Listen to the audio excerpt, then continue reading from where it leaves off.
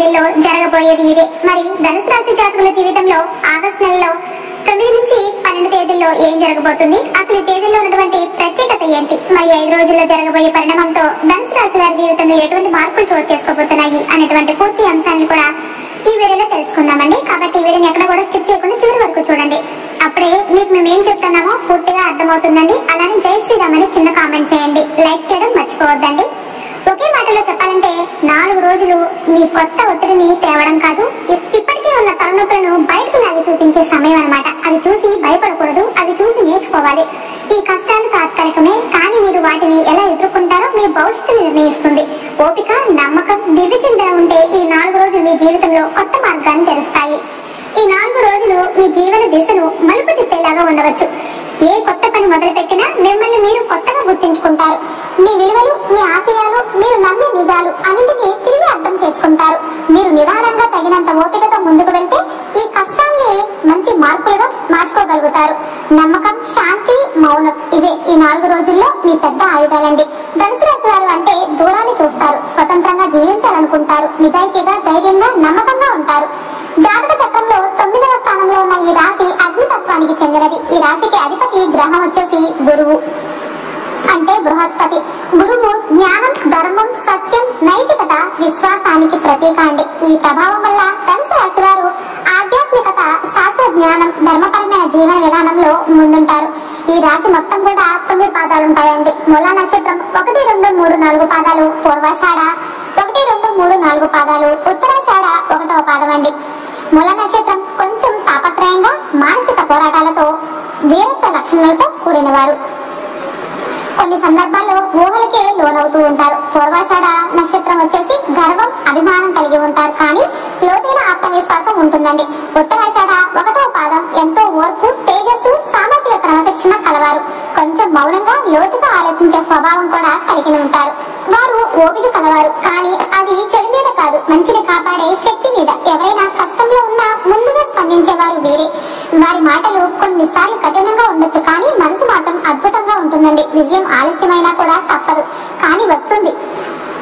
ఉద్యోగం, వ్యాపారాల్లో నిరంతరమైన మార్పులు ఎదురవుతూ ఉంటాయి, కానీ ఎప్పుడు పడిపోతారో అన్న అనుమానంతో కాదు, ఎప్పుడు పైకి వస్తారో అన్న ధైర్యంతో బతికే రాశి ఇదేనండి. ధనుసు రాశి వారు బహిరంగంగా నవ్వుతూ అందరితోనూ స్నేహంగా ఉండే వ్యక్తుల్లాగా కనిపిస్తారు, కానీ వారి మనసులో జరిగే యుద్ధాలు ఎవరు ఊహించలేరు. కుటుంబంలో తప్పు వాళ్ళది అయినా బాధ్యత తమపై పడటం, పనిలో పూర్తిగా కష్టపడిన ఫలితం ఆలస్యం అవటం, గురువు ప్రభావం కారణంగా ఈ సమాజంలో మంచి చేయాలన్న తపన, దానికి విరుద్ధంగా ఉండే పరిస్థితులు ఎదుర్కొంటాయండి. ఇవి చిన్న చిన్న బాధలుగా కాకుండా వారి జీవితాన్ని పరీక్షించే దివ్య పరీక్షలు అన్నమాట. ఇది వారి పుణ్యబలం, పాప పరిహార కాలం కలిగిన కార్మిక్ చక్రం అండి. ఎంత కష్టాలు వచ్చినా కూడా వీరు ఎప్పటికీ తలవంచరు, ఎందుకంటే వాళ్ళ గుండెలో ఉంది ఒకటే విశ్వాసం. ఈ 4 రోజులు ధనుసు రాశి వారి జీవితంలో చాలా కీలకంగా మారే అవకాశం అయితే ఉంటుందండి.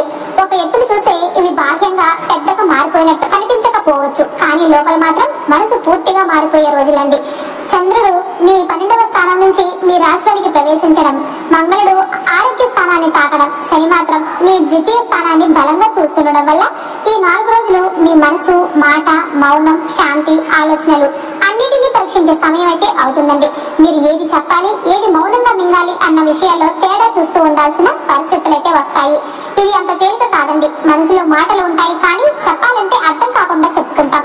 దాన్ని ఇంకొకరు తప్పుగా అర్థం చేసుకుంటూ ఉంటారు. ఈ సందర్భాల్లో మీరు చూపే సహనం, మౌనం అదే ఈ 4 రోజుల్ని మానసికంగా విజయవంతంగా మార్చగలుగుతుంది. ఈ సమయాల్లో మానసిక ఒత్తిడితో పాటు కొన్ని ఆరోగ్య సంబంధిత సమస్యలు కూడా తలెత్తే అవకాశం ఉంటుందండి. ముఖ్యంగా మానసిక అలసట, నిద్రలేమి, ఒత్తిడితో కలిగే తలనొప్పులు, ఆకలి లేకపోవడం వంటి సమస్యలు కనిపించవచ్చు. ఇవి అన్ని మంగళుడి ప్రభావం అండి. మంగళుడు ఆరోగ్య స్థానం మీద ప్రభావం చూపుతుంటే శరీరాన్ని తప్ప మనసు మీద కూడా ఎఫెక్ట్ కనిపిస్తూ ఉంటుంది. కాబట్టి ఈ రోజుల్లో విశ్రాంతి తీసుకోవడం తప్పనిసరి. అవసరమైతే పని నుంచి బ్రేక్ తీసుకోవాలి. ఉదయం పూట ప్రాణాయామం, నెమ్మదిగా సాగే ప్రదక్షిణలు, ప్రకృతిలో ఉండడం వంటివి ఉపశమనం కలిగించగలుగుతాయండి. ఆర్థికంగా చూస్తే ఈ రోజుల్లో ఖర్చులు కాస్త ఎక్కువగా ఉండొచ్చు. అనుకోని లావాదేవీలు, కుటుంబ అవసరాలు, పాత అప్పులు తిరిగి వచ్చే అంశాలు కూడా కనిపిస్తున్నాయండి. కానీ అదృష్టవశాత్తు శుక్రుడు ధనలాభ స్థానం మీద నుంచి దృష్టి వేస్తున్నారు, కాబట్టి ఒకసారిగా ఖర్చు అయిన తర్వాత తేలికగా తిరిగి సమతుల్యం కావచ్చు. అయితే పెట్టుబడులు పెట్టే దిశలో ఆలోచించే ముందు పూర్తిగా విశ్లేషించుకోవడం మంచిదండి. ముఖ్యంగా ఎవరెవరితో మాట్లాడుతున్నామో, ఎవరి మాటలు నమ్ముతున్నామో స్పష్టంగా తెలుసుకోకపోతే ఆర్థికంగా తప్పులు జరిగే అవకాశాలైతే ఉన్నాయండి. పెట్టుబడి పెట్టాలి అనుకుంటే అది దీర్ఘకాలికమై ఉండాలి. తక్షణ లాభాలు ఆశించకూడదండి.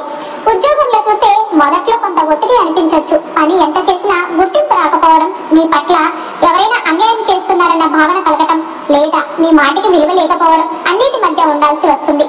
పైగా అర్థం చేసుకోకపోవడం, తప్పుగా అర్థం చేసుకోవడం వంటి విషయాలు మరింత మనసు బాధ పెట్టేలాగా చేస్తాయి. కానీ మీరు కొంత శాంతంగా స్థిరంగా వ్యవహరిస్తే అనిశ్చితి శాశ్వతంగా ఉండదు. చంద్ర ప్రభావం వల్ల తొలిగా కష్టంగా అనిపించిన 4 రోజుల తర్వాత మీ అంతరంగం శాంతిస్తుంది. మళ్ళీ స్వస్థతలోకి వస్తారు. మీరు చేస్తున్న పనులు దాని సముచిత ఫలితాన్ని నెమ్మదిగా ఇస్తాయండి. కాబట్టి ఓపికగా ఉండండి. ఇంట్లో విషయాలకు వస్తే కనుక కుటుంబంలో మౌనం ఎక్కువగా ఉంటే బాగుంటుందండి.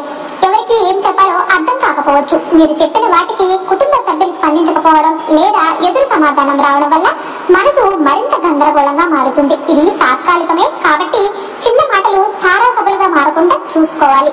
మీకన్నా పెద్దవారితో మాట్లాడేటప్పుడు మరింత శ్రద్ధ అవసరం అన్నమాట.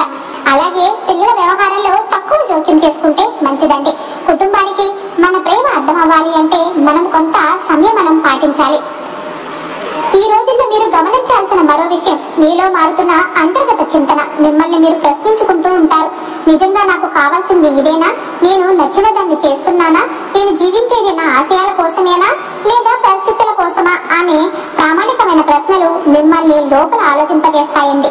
ఈ ప్రశ్నలు మిమ్మల్ని అసహాయంగా కాకుండా స్పష్టంగా మారేలాగా చేస్తాయి. ఇవే ప్రశ్నలు భవిష్యత్తులో మీ నిర్ణయాలను మారుస్తాయి. ఇది ఒక రకమైన ఆత్మ పరిశీలన కాలమండి. మీరు ధైర్యంగా నిజాయితీగా మీలో చూసుకుంటే ఇది ఒక గొప్ప మార్పుకి ఆరంభం అవుతుందండి. ఇలాంటి సమయాల్లో ఆధ్యాత్మికత మీకు చాలా బలాన్ని ఇస్తుంది. మీలో శాంతిని తీసుకొస్తుంది. హనుమాన్ చాలీసా చదవడం, శ్రీ సాయిబాబా ఆరాధన, దత్తాత్రేయ పూజ, శివాభిషేకం వంటి సాధనల్లో మీ శ్రద్ధ పెట్టినట్లయితే మీకు చాలా బాగుంటుందండి. ఎటకి అసంతృప్తిగా కనిపించిన లోపల మీరు నిర్మాణాత్మకంగా మారిపోతున్నారు. ఈ 4 రోజులు మీ జీవన దిశను మలుపు తిప్పేలాగా ఉండవచ్చు. మీ ఏ కొత్త పని మొదలెట్టలేకపోయినా మిమ్మల్ని మీరు కొత్తగా గుర్తించుకుంటారు. మీ విలువలు, మీ ఆశయాలు, మీరు నమ్మే నిజాలు అన్నింటినీ తిరిగి అర్థం చేసుకుంటూ ఉంటారు. మీరు నిదానంగా తగినంత ఓపికతో ముందుకు వెళ్తే ఈ కష్టాల్ని మంచి మార్పులుగా మార్చుకోగలుగుతారు. నమ్మకం, శాంతి ఇవే ఈ 4 రోజుల్లో మీ పెద్ద ఆయుధాలండి. గురువారం రోజున సత్యనారాయణ స్వామిని పూజించడం వల్ల మంచి మార్గం లభిస్తుందండి. అన్నదానం వంటి దానాలు చేయడం శుభ ఫలితాలను తీసుకొస్తుందండి. తండ్రి, పెద్దలు ఇచ్చే ఆశీర్వాదం జీవితానికి మార్గదర్శనం అవుతుందండి. ధర్మ మార్గంలో నడవడమే మీ శక్తి అండి. ఆ దిశే మీ రక్షణ అండి. ధైర్యంగా మాట్లాడాలి, కానీ ఇతరులను దెబ్బతీయకుండా స్వార్థపూరిత వ్యక్తులతో గమనించి దూరంగా ఉండాలి. ధనుసు రాశి వారి జీవితం ఒక యాత్రలా ఉంటుంది. శోధనలు, కష్టాలు, లోపలి పోరాటాలు అన్ని కలిసి చివరికి విజయం తీసుకున్నట్టుపై ఒక ప్రయాణం అండి. ఒక్కో దశలో వారిని పరీక్షించేవి ఎంతో ఉన్నా చివరికి అయినా తేజస్సు వెలుగుతుంది.